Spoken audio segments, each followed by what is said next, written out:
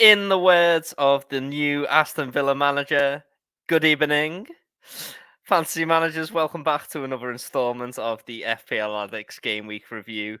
I'm your host, Rev, and I'm joined by the fantastic Reedy here today, and we're going to be bringing you all the latest from Fantasy Premier League. We're going to be going through some of the highlights and the lowlights of teams and assets from the last game week, and we're going to be using this information to be looking forward to the game week ahead. If you are new around here, please do make sure you give our podcast and our video some love with a like, a rating, or if you're listening along on the app, please give us a little cheeky review. And if you're not already subscribed, please do give us a subscription. That would help the channel out a lot. And before we move on, I just want to say a big thank you to all the people who have already joined us in the chat. We've got a couple of regulars here. So Mike and Tiff, big shout out to you. Welcome. Tiff says, hey guys, welcome. And Mike has already got his Unai Emery impressions. Good evening to you. But before we move on to the game week, let's hear it from the original FPL hitman, FPL Addicts hitman himself. It's Reedy. How are you, mate? You good? Good, Mikey. Cheers. Or AKA the Reverend. Cheers. Going well. Oh, lovely beer there. Oh, yes. Yes, sir. Yeah, but I'm doing well. Yeah, doing good. Champions League this week to kind of break it up after a frantic back-to-back sort of Champions League. What's that? Well, I'm an Everton fan, so I don't know what that is. Don't People worry, rave about it in the middle of the week. Yeah, we'll be going out tomorrow anyway, so I won't know what Champions League is either. Oh God! But yeah, so like I say, frantic week of FPL. It was brilliant. I really enjoyed that. But otherwise, nice to have a little break now and focus on game week 14. So yeah. Yeah, man, that's great stuff. And if you are joining us today, yeah, big welcome to you all. Mike in the chat says Rev is on the bevs. You love to see it. And so yeah, it's great to be joined by some people already as we get to share this little time together. So what we're going to be doing on the podcast today is we are going to be looking back on some of the previous games and looking at some of the information that we've had. Now, Reedy, I was doing the document this week. And the first game should really come as no surprise to you that we're going to be looking at. It's Nottingham Forest 1, Liverpool 0. Yeah. Who'd have thought we'd be seeing that sort of results or scoreline? Shocking. After the back of, or on the back of beating City, should I say? Just crazy. I mean, this season just gets, I don't know, for me, worse and worse, but for some people, better and better. So well, that's why Rev is on the bevs today. I'm celebrating him. I mean, Everton have had a win, have they? So, might as well get the Stellas out. It's about time. But yeah, 1-0. I mean, in terms of the game itself, Nottingham Forest, Cooper's, he's got him compact. He's got him sort of... what seems like a solid team at the minute. He's picking consistent 11, and Liverpool just not good enough. No Luis Diaz, no Jota, Nunes wasn't available, and Mo Salah, unless he's through the middle, doesn't seem to be as effective. So that midfield that I saw, in Elliott, Carvalho, Jones, I can't remember the last time we've had a midfield that young start for us. And Trent on the bench as well. You've got probably the oldest player in the squad there who's starting games, talking of having a young squad or young first 11. So yeah, fair play to Forest. Didn't let us, get too much of a sniff, and really poor, mate. But I'd probably say Forest, they deserve it. I can't even say we deserve the draw. That's exactly what I was going to say, to be honest, because Mm, Forest looked like they were outplaying you at times, and they were defending as an absolute unit. You didn't mm. seem to be able to break them down. Like even in terms of XG, they beat you in terms of expected goals as well on the day. So it statistically deserved their Yeah, 3 points. Last week versus Man City, Liverpool were just absolutely immense. They were excellent, like almost flawless, to be honest. Like a really really strong performance. People were saying that they were back, but now are they just back? Is it just back to usual business back to for being this bad. season? Back to being Back to bad. being bad. That's what it is. Liverpool are back to being terrible. Yeah, again. What's Yeah, what's gone wrong, mate? What's gone wrong? I don't know. I mean, I don't want to obviously harp on about it too much because it's one of them for me. But I I do, Reedy. I do want to harp on about this, Well, listen, mate. Red, we can harp on all night, but we've got an Everton game to talk about. But we can skip that if you want, mate, Oh and no, just talk okay, about no, the okay, Liverpool fine, game. fine, fine. So, but yeah, no. Listen, I think for me, the City game was great. Great results. A lot of heart, a lot of fight in there, showing that we are still a good enough team. Not back to being our best, but I was under no illusion that we could go ahead in any game for the rest of the season and not show up again and really kind of disappoint and so on. So I've learned this season very quickly to move on from or really lower my expectations, I suppose, on what we're capable of. You sort of see some of those players who start the games or the general first 11 capable of achieving so much, or it has achieved so much. But like I say, don't want to go on about us too much. Just really Yeah, bad, really poor, and I think it'll happen again. It's no yeah. surprise. So just switching it back before we move on from this game to like an FPL kind of sense of things. What do you recommend we do with our Liverpool assets in our teams? Are Liverpool bad or are they just unlucky? So like just in terms of like XG, like Liverpool are still right up there in terms of XG. Yeah. Just like one example of a stat is that Trent Alexander Arnold has Mm. 0 assists from 1.82 XG this season. Like, and for a defender, that's pretty good XG. Mm. And Yeah. he's had nothing to show for it. So he is bad or he's just unlucky. And what are you going to personally do with your Liverpool assets moving forward, mate? Yeah, I mean, we talk about obviously XG and XI and stuff, so on, or XGA. You know all about the stats. You're the stat Yeah, guy, but yeah. I've got Trent still. I've got Salah because I brought Salah in due to the blank and so on. And I'm definitely not going to be shifting either of those guys this week. We do have Leeds at home, so it would be silly to make that move. Um, Up until the Forest game, the attacking output was actually really, really good from us. Hmm. You looked at most of the games, even the ones where we've struggled, we've still scored goals. So if you have got them, I know people maybe wildcarded last week for 13 and maybe even 11 and 12. So I would say for now, hold on to them, especially with this next fixture. I think there will be chances created. And I think, especially talking about Trent, as you mentioned him, um, I think he's going through a stage at the minute with Klopp that defense really is more important than attack. Um, Yeah. I think that Trent, when I think it was he came on, or he might have started, might have been the game before, where he actually defended really well. He looked like he was concentrating more on defending than getting forward. So I would keep him for now, but no surprise. Obviously, we've got Spurs the week after, where you could potentially say that you could take him out. It just depends what other fires you've got to put out before the World Cup, and we'll get unlimited transfers by that point. So these transfers, I suppose you could say, are a little bit precious at the moment. So I wouldn't go wasting it on either bringing in Liverpool assets. If you've got them, definitely wait till the Spurs fixture to get rid if you need to. Yeah, that's great advice there, really. And it does seem like at Liverpool it is make or break time for them now. We're entering that stage of the season where we are really going to see what they are made of. And for our FPL teams, hopefully they can turn it around. So the next game that we have in our lineup today, moving on from a Liverpool loss, it's is the Everton amazing win. game Yeah, of, who wrote the program today? I thought you were gonna say Southampton Arsenal 1-1. I think that was quite a good game.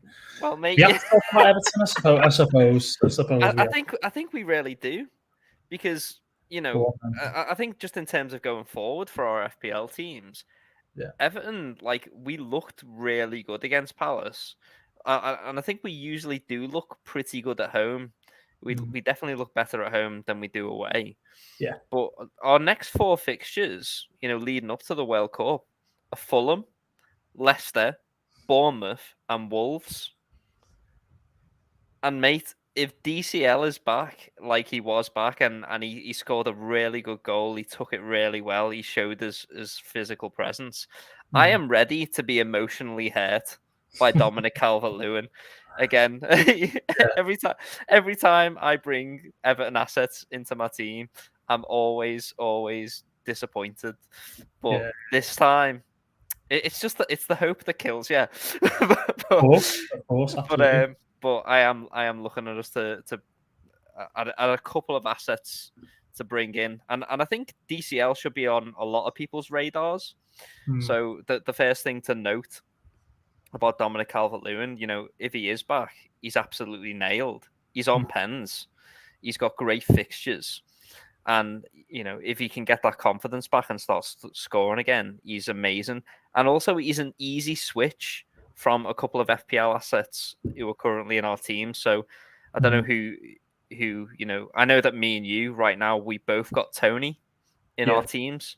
And Tony is on 4 yellow cards. So if Tony gets 1 more yellow card, for me, Tony to DCL just becomes the biggest no-brainer transfer. I think as well, though. I think there are FPL managers out there who've got Dominic Solanke, and I think that if you've got the funds, or whether you want to do it in 2 moves instead, because you don't want to obviously take a minus, take a hit, then that's potentially a move. With Solanke being injured at the moment, he looks like he's going to be out. So I think it's an interesting point you make.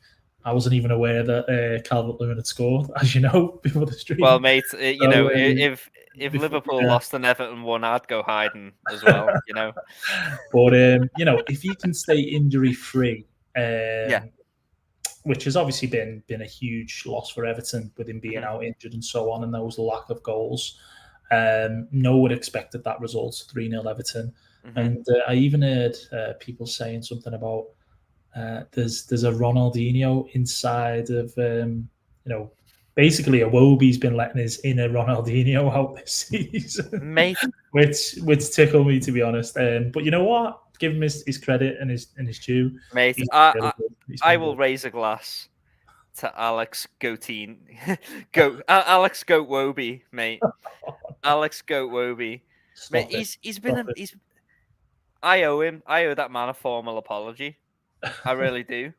Like, more of an apology, actually, than I do to Chazza for telling him not to pick Almiron 2 weeks ago.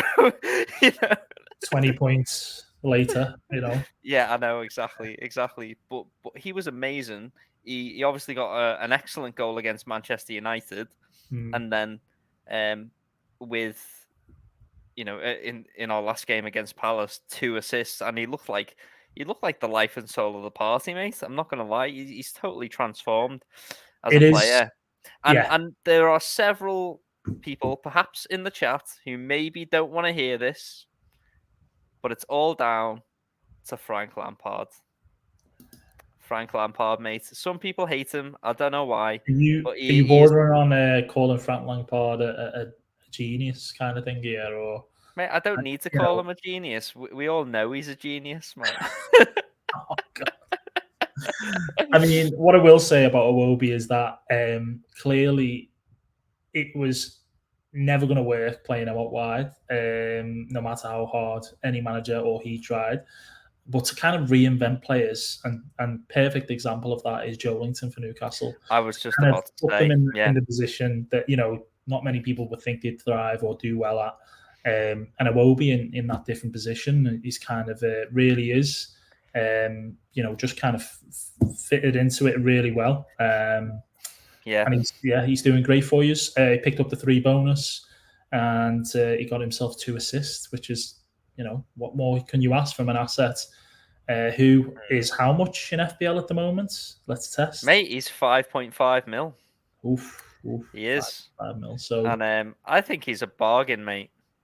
I think he's a bargain. He's nailed. We've got great fixtures leading up to the World Cup. Yeah. And everything that we do goes through Alex Iwobi at the minute. So, you'd be hard pressed to find a better 5.5 mil midfielder.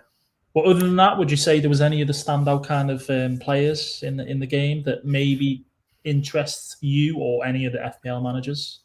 I think Mykolenko could have easily had a goal, and it just rebounded to Gordon, who had a tap in. So, Mykolenko there with the clean sheet and the goal. So, we all call him Mikel Legend. Because some of these names, he's come up. yeah, mate. You know what? He was brilliant. He was absolutely brilliant. Yeah. And so, just credit to them. It feels good to talk positively about Everton for a change. Yeah, well, you're not wrong there, but listen, you've got to enjoy it while you can. Exactly. And I think against Newcastle as well. Newcastle against Crystal Palace, I should say. A lot of people expected them to go on a good run with the fixtures that they had, especially with some of the FPL assets. A lot of defenders, the goalkeeper people have brought in Zaha, obviously, who's not done too bad, I should say. But in general, I think that the defense for Palace is what's kind of surprised people, and not really racked up as many points as what people thought. Would you say, Rev? I think it's one of them where I've got my bias in the way of being able to make a full comment about this, because I'm not sure if Palace were bad. I just think we were really good. And if I had, for example, Zaha, who blanked, and well, not just blanked, got a yellow card as well because he got absolutely rattled by Anthony Gordon at one point. I wouldn't be looking to sell them on just because they had a mediocre performance against an Everton side who were just absolutely in the ascendancy at Goodison Park. So, definitely keep them. Yeah, mate. So anyway, before we move on to some of the next games, we're going to move to a couple of comments. We've got the Chazza, the legend, in the chat. Good evening to you, mate. And, I'd just like to echo the words of Mike there. It is good to see that Chazza did manage to find his way out of that pub toilet and managed to get himself home all safe after celebrating his birthday. If you are in the chat, do wish Chazza a little belated happy birthday. We've got Colm saying that he's gonna be watching he's giving you some strong words there already. He's given me the banter. Colm, obviously a Fulham fan, and Fulham a tougher side than the old FDR would give credit for. I think Fulham are capable of scoring somewhere between 2 to 4 goals every game. As an Everton fan, I'm more than familiar with the tactics of Marco Silva, and I know that they'll be coming right at us. So, we'll see their Colm on the day next week. And then MLT Milan says, should I do the wild card this week? The answer, mate, is yes, absolutely. If you haven't already wildcarded, you should be wildcarding. In 4 game weeks' time, you're going to be getting infinite transfers anyway. So the longer you leave it, the less and less effective that wildcard will become. And just to kind of extend on that one as well, Rev, in terms of the wildcard, with there only being 3 game weeks left, I think there's some good fixtures this week to potentially use that. Obviously, you've got Liverpool, Leeds, and Spurs, and City, and even Arsenal. Although Forest do look better, would you suggest that if you wildcard, and we'd probably guess that a lot of FPL managers would already have players from these teams, So I feel like with the wild card, there's a danger of going too different and trying to change your team up too much because, kind of for me, a wild card is you want to be changing 5, maybe 6 players in your team if you're going to use it. But this stage in the season, and as you just mentioned there, getting close to the World Cup and unlimited transfers, do you think it makes it a little bit more difficult with the wild card now? Yeah, and I think this is definitely coming from two people telling you not to use your wild card too late. From two people who definitely used it a little bit too early. Too soon, yeah. Yeah, but for those of you who don't know, me and Reedy um, Oh God, spaffed our wild card in game week 2, and I think there are just certain staples. I think that should just be in any wild card at the moment. I think you should be looking for triple City. You should be looking for triple Arsenal. You should be having 1 or 2 Newcastle players because they look brilliant and they've got the fixtures to carry on going forward. You should be looking at getting, obviously the Nordic Meat Shield in and just slapping the armband on him. And you can't really go too far wrong outside of that. So, just don't put any pressure on yourself.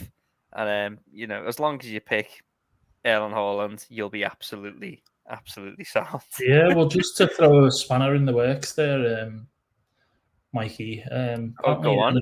Haaland isn't 100% at the moment. So, if that's the case, then you never know. We might see the captain's armband being put on Salah this week. So, keep. Oh, mate. Well, enjoy your 4-pointer. Yeah. Well, there we go. That's it, isn't it? It's not going to be great all that, really, is it? Salah will miss a pen. I won't do much else. So, yeah, but I mean, it is tough. It is definitely tough. But in terms of wild card, I think Newcastle are definitely someone you've got to look out for in terms of an attacking. Almiron's the standout pick at the moment, which we'll probably mention at some point a little bit later. Yeah, of course. But I think if you're going to go for a fixture, for me, that's a little bit different on a wild card. Maybe go for Spurs. I know we've got Liverpool next week, but I think as you've seen, anyone can score against us this season. And then Spurs play Leeds. I think is it in 16 just before the World Cup. That's got to be a Spurs win. There's definitely goals coming from the Spurs side, whether that's from Harry Kane or whether that's from Perisic or whether that is from Heung-min Son. I'm sure we'll be seeing attacking returns galore. Mm-hmm. Yeah, going back to as we say the results and so on. I know we've discussed the Liverpool game and obviously the Everton game, the amazing 3-0 win. Was there any other games that prolific? Carried away, but is there I know you wanted to kind of talk about you wanted to maybe mention Spurs v Newcastle. Yeah, I think 4. Are we talking? I think Spurs have shown this season that they're a serious side already. So I wouldn't be reading too much about Spurs from this one loss. I think if anything, it says more about the fact that Newcastle are just really serious. This side, I had a few like a little bit of a rogue shout before the season, but someone was asking me what was my top 4 prediction. I said Newcastle because I just think under Eddie Howe, their defensive stats, can get them the consistent returns, and Newcastle have just looked brilliant. They've just looked absolutely super solid. What Eddie Howe is doing with that team is nothing short of a masterclass. Yeah, and so yeah, Mike obviously is getting in there as an Arsenal fan. Any opportunity to slate Spurs, Spurs have been decent, but they've not been great. They've not been at the level that we thought they were maybe at, but they do have a couple of good fixtures to be able to turn that around as well. But I think Newcastle could have a serious sniff at the top 4 this season, especially if Liverpool continue to do what they're doing. I agree. I agree. Yeah, sorry to bring it up, but no. Listen, poor, man. I don't think we will get top 4 this season. I mean, I hope I'm wrong, but I don't think we will. I think I think the way Newcastle are playing at the moment, you really do need momentum. And I think from an FPL point of view, fantastic at the moment to pick some of their players. I mean, I do own double Newcastle defence. Someone I know actually owns the triple, and think they might have played it. Would have been the week before against Everton, actually, when they got the 1-0. So listen, there's some great picks there to be had from Newcastle. Nick Pope's not really done too much since I brought him in a few weeks back. But the likes of Kieran Trippier, if you haven't got him, what the hell are you doing? Get him, Yeah, as totally. possible. He's on every set piece. He's just looking brilliant. I mean, you can complain all you want about, having Pope in your side, mate. If you want to know goalkeeper woes, I sold Danny Ward a few weeks ago, and he's done nothing but bang every game week. FPL, Oh, no. who'd play this this game, eh? Who would play it? Who would sell Danny Ward when he goes on an absolute, fantastic run? Clean sheets galore, bonus points. Only some idiot whose name begins with R and rhymes with Bev, Yeah, get some more of that down you. But man. in terms of City v Brighton, we just go to that one in terms of certain Erling Haaland, who's been amazing. I mean, we can't really say too much of a bad word about him, to be honest. The man scores goals. Unbelievable. That's all you can say about him. He got his 2 goals. Mate, that first goal was hilarious. I was going to say a little bit fortunate. Should he have had the goal? Should he have had the penalty? Or mate, it was like something out of a cartoon. Like, have you ever seen as a kid? Did you ever watch He-Man and the Masters of the Universe? No, just like this basic say Wacky Races or something. Then, well, that was all. That was also a quality show. It was for the record. Yeah. Dick Dastardly and all that. But but what happened was Haaland was just running in a straight line, and the defender just ran into him and just bounced off him. Was it Webster? I think it might have been Webster. I don't even know, man. But he'd probably prefer not to be named at this point because it was just embarrassing. Yeah. So Haaland got his 2 goals. He got obviously all 3 bonus. And then Bernardo Silva, even, or as we like to call him, Bilva. Bilva. Well, sort of sitting there quietly through the season, almost like a Harry Kane type of thing. He'll pick up points as he goes along, but no one will really fancy him because obviously you've got KDB, Foden, Haaland. Yeah, it's kind of impossible to predict when Man City, attacking midfielders are going to get the returns. And speaking of, impossible to predict, who would have thought that Phil Foden would be getting benched as well? Mate, I took a -4 for the man. All right, you don't have to reveal everything that you did. So far, don't worry, we'll do that. Mate, we already told what our transfers were going to be on the last pod. But it was just like, as soon as I saw that lineup, I knew that I'd been pepped. I got totally. Oh pepped. Right, yeah. You brought Foden in, right? Okay. Yeah. And so, I mean, but I think one of the things that we can take from that game, though, is that KDB really showed that he is the main man. He's the main man. Everything goes through him, and I think if you can have KDB as your second premium, he is right now. He is the top scoring points midfielder in FPL. He's on 70 points, mate. That's amazing. Yeah.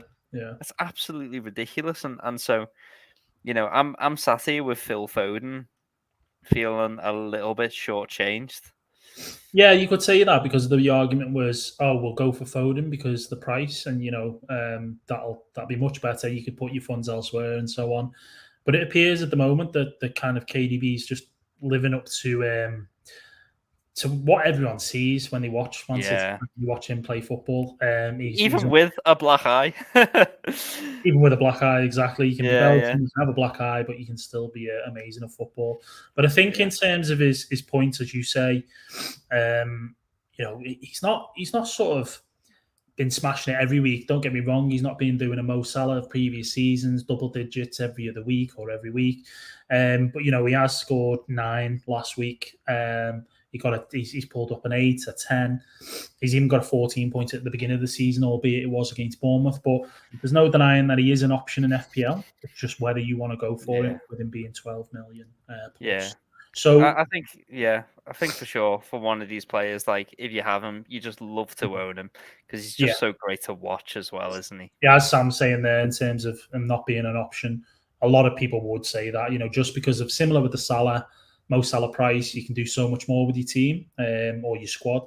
So we'll see how he gets on later on in the season in terms of after the World Cup, whether people will want to bring him in because they just fancy KDB instead of Foden. You just don't know, but I think personally, it all depends on what Mo Salah does, because I think that I could quite easily see if people haven't got Salah, they could go from Foden back to over to KDB if you've got Cancelo. So it is all about a team value or your funds and what you kind of want to do with it, really. Yeah, but it's a good point made by Sam. It's just that some people say it's not an option in there. Yeah. And but if you've got it, if you've got the money, you could probably justify it for sure. Yeah. So great. So before we move on to other FPL assets that caught our eye, just a quick hello to some of the people who have joined us in the chat. FPL Diz, who makes some great video diaries over on her channel. Shout out to you, FPL Diz. Welcome to the stream. Good to see you here. Also, Animations says, hello, I'm new. Always a pleasure to have new people come and follow along on the pod and join us for the conversation. That's great stuff. So what we're going to do now is we are going to have a little discussion about some of the particular FPL assets who impressed in this particular game week. I'm going to be asking the question about whether or not they are, a viable choice going forward. And for the first one, it's important to mention that for the first time this season, we've seen Aston Villa be Gerrardless. Yeah, of course. He not had them, and then all of a sudden, we have Danny Ings with a 12-pointer and Leon Bailey with 13 points. Could Aston Villa under Mr. Good Evening be a side to keep our eye on over the next couple of game weeks, because they looked dominant? Yeah, it's amazing, isn't it? What sort of losing a manager that's maybe holding people back or not getting things right tactically can do to players. I mean, I do find it not crazy as such, but I find it so difficult to understand when players have got the ability to perform as a team, as individuals, and kind of it all seems to fall on the manager. But I do think it was the right time for Gerrard to go. I think I mentioned that last week. And Villa, Danny Ings, he's not probably been getting as much game time as he should have this season, but he pulled up, as you said, the 12-pointer. Leon Bailey, I'll say that twice because I know I had to do a double take when I saw it. What's going on when Leon Bailey's getting a goal and an assist. So and this some guy, bonus as well, bro. Yeah, exactly. This guy at the beginning of the season was in everyone's teams, wasn't he? It was a bit of a meme, to be honest. Yeah, he is 100%. But you know what? I think, especially lately, people with wild cards taking him out and so on, and he just goes and does that against Brentford. It was. Do you know what? You could maybe say you'd expected it from Villa. But 4-0 against Brentford, who've been actually decent this season. Brentford are a solid side, man. Sony as well. Yeah, exactly. I said last week actually on the pod, I wouldn't be looking at a Villa assets. I wouldn't be going near them. Could we see Danny Ings being a forward option?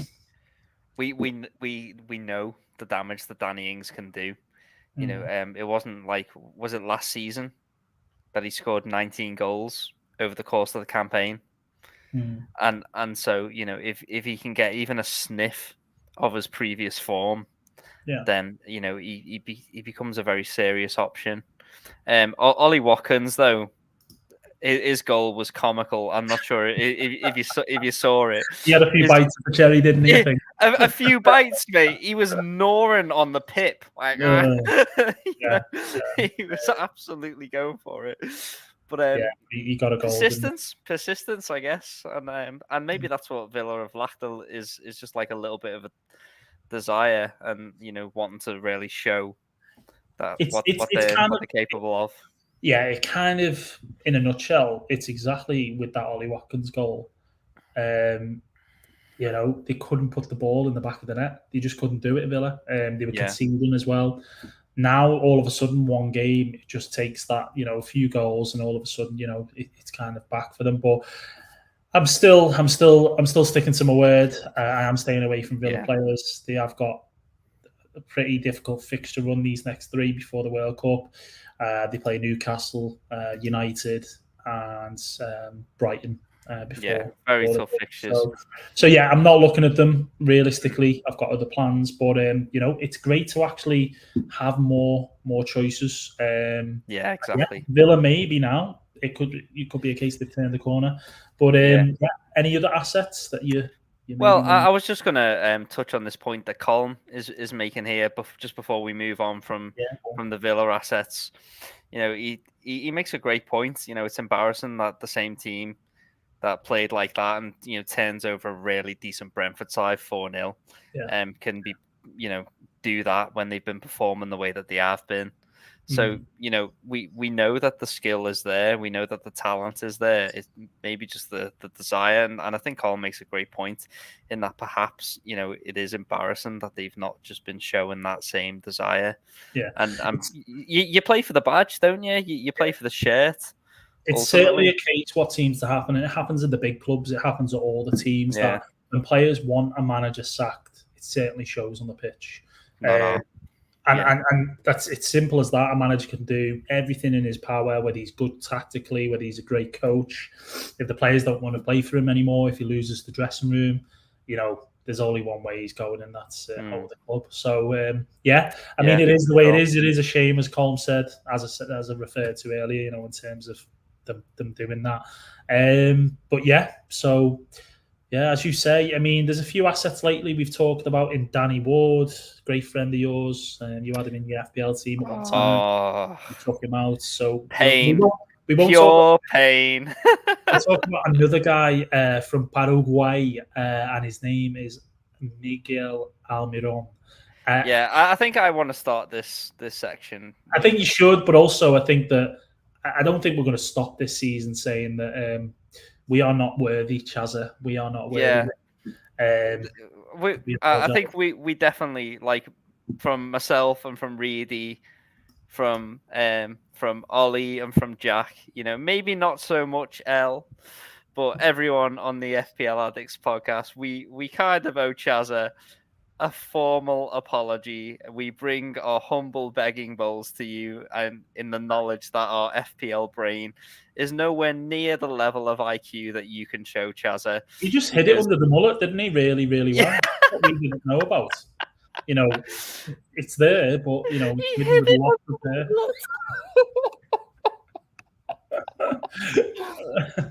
Mate, it was in hindsight, it was a moment of FPL genius, and unfortunately he didn't follow through on it because we gave him so much stick. Exactly. And Newcastle have got some great fixtures going forward. And you know what, though? What I would say is that, like, if Almiron had a couple of dodgy tapping goals, whatever, I wouldn't be talking about him. I wouldn't. But he looked brilliant. Yet another player who Eddie Howe seems to be turning around and turning into a real proper baller. And the way he darted around the defense and sunk it underneath Hugo Lloris, it was just a great composed finish, and the speed on him as well.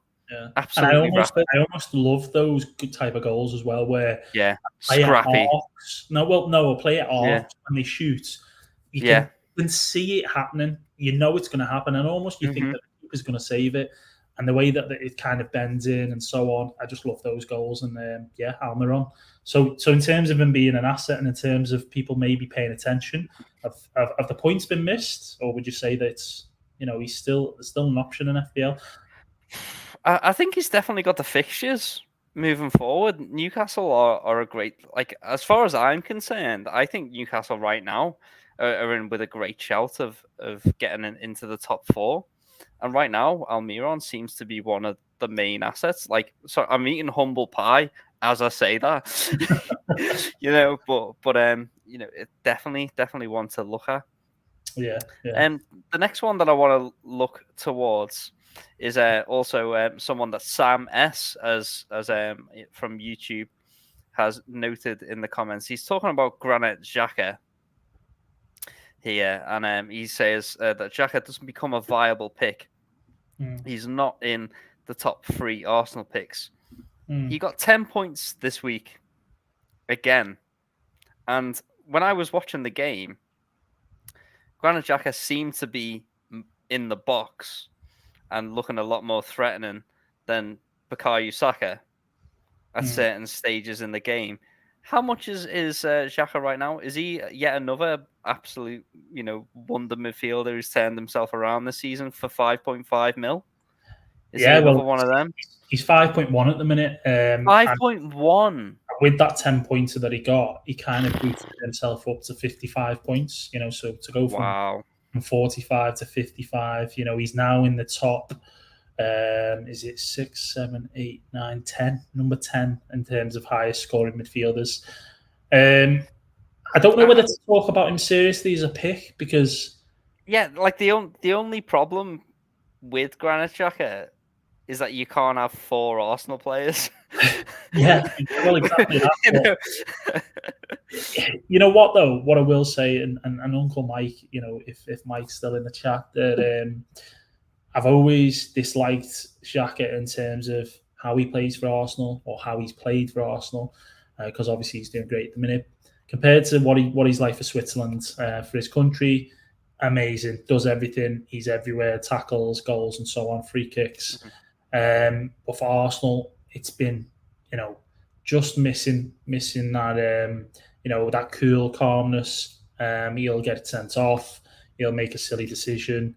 And yeah, he won't give 110%, but we're seeing a different player this season. We're seeing that he is capable of doing it. In terms of there we go. Yeah, Mike saying about we had a chat at a fest, fancy football fest, sorry, in London. Yeah, it was definitely a good event, though. It was a great event, yeah, and I was just slating him off even to FPL mates. Dan, we were all talking about it, and it's nice it's nice to be proved wrong, to be honest. And as I say, to not digress too much in terms of talking from a football perspective, that in FPL, is he an option? If at some point you didn't want Jesus, is 3 Arsenal midfielders too much? I'd probably say yes. If you had Saka, Martinelli, to have Xhaka as well, probably a bit too much. But I think that at some stage, if you were to bring him in and just have 2 Arsenal midfielders, and he was one of those guys, would you go against it necessarily? Maybe not. If he continues to get in the box, as you say there, Rev, are people going to take more notice, kind of like Bernardo Silva, tick it along? Yeah, like I'm just looking at my own team right now, and one of the things that I could do is I could take out Bukayo Saka for Xhaka, and I could upgrade Foden to KDB. and at some stage, even though Xhaka is like objectively a worse asset than Saka, it's not necessarily a question of whether or not Xhaka is a better FPL asset than Martinelli or Jesus or Saliba, any of these fantastic players from Arsenal. Sometimes it can also become more about what it allows you to do to the rest of your team, and so definitely kind of a thing to keep our eye on, and if he keeps getting into those positions, I think he will be tough to ignore. But I just think that it's similar to kind of the Bruno Guimaraes, not argument and such, but he's a player I really like. I think he's got bags of talent. Fantastic player. At the beginning of the season, it was like Shelby's out, Bruno's going to be playing deeper, so obviously it'll not enable him to get those assists and those goals and so on. But especially in the may have been the Everton game, He had a decent chance to score, but he's just not. It's that saying of he's not really an option for FPL. But these sort of players, if they carry on doing what they're doing, I think they will become options. And I think at the price that they're at, as you say there, you can downgrade Saka to Xhaka. If you've maybe got Daka, then you can get KDB. I couldn't help myself. Mate, I mean, that's beautiful. That is actually beautiful. That is. But no, on a serious note, like I say, guys, KDB. on a serious note, like this is the content that you subscribe for. You've just had some FPL rap bars there. So hit the subscribe button, hit the like button. Poetry, maybe poetry. Show your love. Show your love for Reedy in the comments. and on that note, we'll move on to Castagne. Again, another real cheap enabler who's another bit of Leicester pain though as well, Rev. But I'm in that boat now. I've experienced Leicester pain. You with Ward, me with Castagne now. I benched him for Trent. You've got to ask, what are we playing at? What are we doing? These Leicester guys, we doubted them, and they're kicking us in the face now. So, and it wasn't even like it was like a dodgy, scrappy 1-0 win, or what? Like it was. What was Leicester's score? 4-0. 4-0. 4-0. Jamie Vardy with the absolute housery at the end. Getting the goal and the assist when he was on. Maddison, returning from suspension, absolutely mudding all of the managers like myself who took him out 2 weeks ago. Yeah. All kinds of Leicester pain going on there. But what I would like to say about Castagne is I'm going to put my neck on the line a little bit here now, and I'm going to say that the honeymoon's over for Leicester. Okay. They've been good, mate. But if you're following along in the chat, if you want to get up your FDR, your fixture difficulty ratings, just have a look at the next Leicester fixtures coming up over the next good few weeks. They are tough. There's some, and we know that Leicester have had a really favourable run of fixtures recently, so gonna put my neck out there, mate. I'm gonna say the honeymoon's over, and Leicester defense. If you were on that boat, congratulations, enjoy your points. But if you weren't, I'm afraid you've missed that boat, and that ship has sailed. Yeah, I reckon anyway. Speaking of missing boats and ships being sailed and so on, I did manage to get his 6 points the week before. The week before that, I also benched him. He got 6 points. Pain. The week before that, I didn't have him. So, out of basically the 3 weeks that I've owned him, you brought him in and played him once over 3 weeks. Yeah. You need to go on the FPL confessions, bro. I mean, let's have a look. So they played Palace, they played Leeds, which I played him in, and then they played Wolves. So I'd say out of those three, I think I've been unlucky with the Wolves one. Although Trent news did get leaked that he was benched for Milner.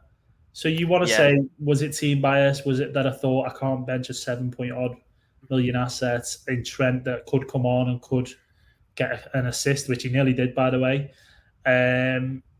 Yeah, maybe. But yeah, I've missed it. I've missed those 12 points there, and I think you're right. Mikey, I think you're right, mate, that these next three fixtures for Leicester, City, Everton, your boys, who seem to, see what they do at the weekend. If they beat Fulham away, then we can seriously look at that. And then it's West Ham, the last game for Leicester before the World Cup. So yeah, boys and girls. Obviously, we've got Diz in as well. So yeah, I think that boat sailed or ship has sailed, whatever you want to call it, mate.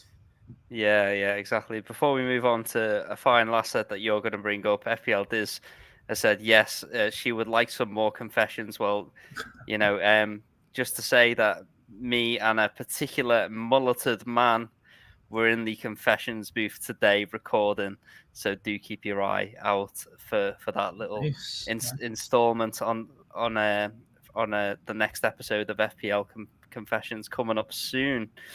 But SF5 for me that you've got here on the document, Reedy, is a little bit of a blast from the past. It is indeed. A bit of a. This feels old school almost. It does. It certainly and does. I'm not sure if this is a good pick or a bad pick, or even if it's just pure 100% vibes. but who are you bringing to the table today, mate? And chat, by the way, people in the chat, I want to hear your reaction to this. Reedy's got an asset for you. It's spicy. Before anyone gets carried away, it's not Diego Costa. Why anyone's considered them anyway, I don't know. But for me, I watched the West Ham and West Ham v Bournemouth game, which I'm never getting that back. Those minutes in my life, the best of games.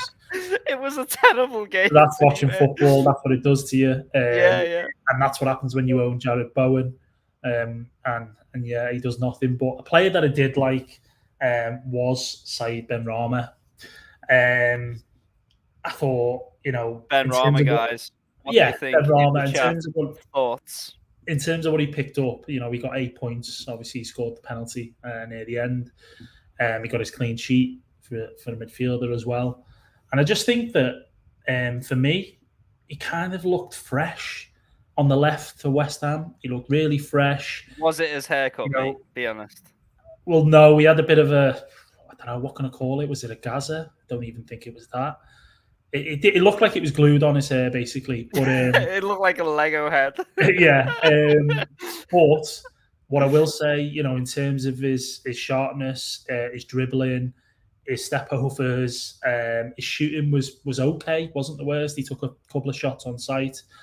I really, really liked him. And I think in terms of him taking the penalty, that's another great sign with Bowen missing the week before. And what I will say is that he's only 5.6 million. So he's basically 2.7 million cheaper than Bowen. And I know that a lot of people will say that value isn't an issue this year. I don't think it is. I think a lot of people would say that 100 million, considering what assets are priced at this year, we've got a bag full of riches to spend on a team and so on. But in terms of if you've got Bowen and you want to move off him, it might be a bit of a sideways move. But if you've not got him, keep an eye out because, as I say, I think he looked really, really good. I know they've got Manchester United next game, but United don't look like world beaters at the minute. And then they play Palace at home, whose defence, as we've seen, isn't as solid as what people thought. And the last fixture then is Leicester at home before the World Cup. So keep an eye out for that one. I really did like him, what I saw. It could just be a one game thing. I'm not saying he's going to set the world alight. But yeah. Well, I think Diz is making a fantastic point in the chat here that Benrahma has penalties.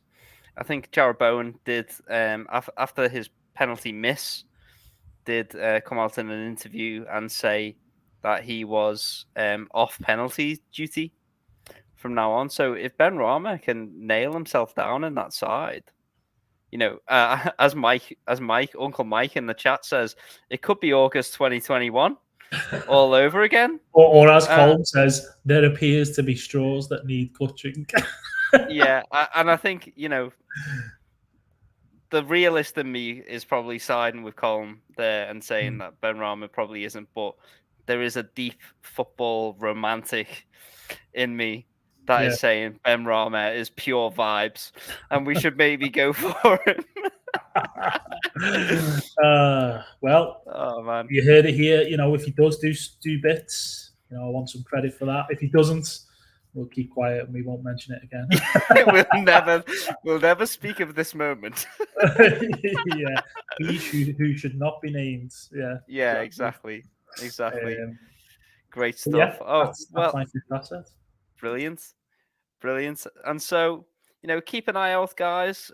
We are going to wrap up the show right there. Thank you to everyone who's joined us in the chat. If you're new around here, don't forget to give us a subscription and maybe a cheeky a review on the app if you are listening along, so that you don't miss out on any more of our future podcasts going up. Enjoy the rest of your evening or your morning, wherever you are.